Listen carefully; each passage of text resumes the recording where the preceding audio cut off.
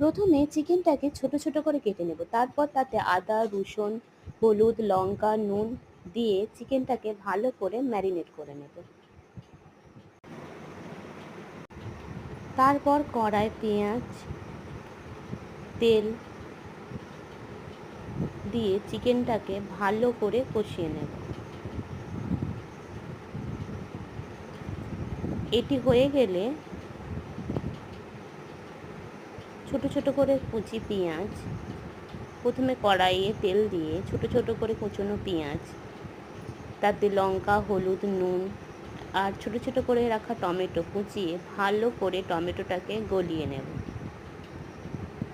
সেটা ঠান্ডা হয়ে গেলে সেটাকে মিক্সারে দিয়ে ভালো করে একটা পেস্ট বানিয়ে নেব, আর হয়ে যাবে আমাদের পিৎজা সস।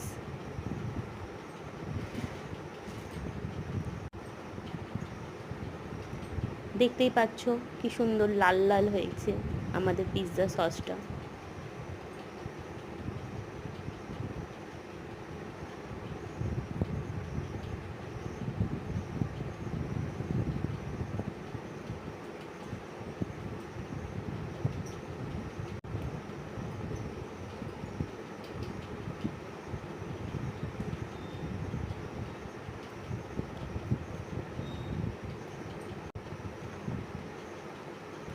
এরপর আমি ময়দাটা আগে থাকতেই মেখে রেখেছিলাম।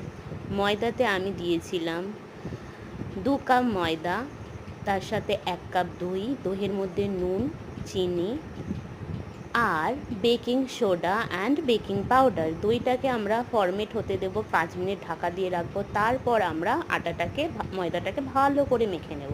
মেখে 12 ঘন্টার জন্য রেখে দেব এবং তারপর সেটাকে বার করে ভালো করে মেখে, যখন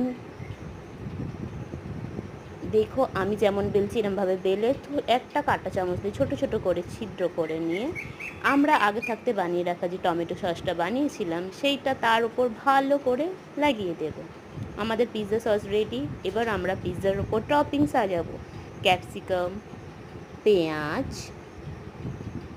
টমেটো এবং যেটা চিকেনটা বানিয়ে রেখেছিলাম সেটা, এবং ভর্তি ভর্তি করে চিজ দেব।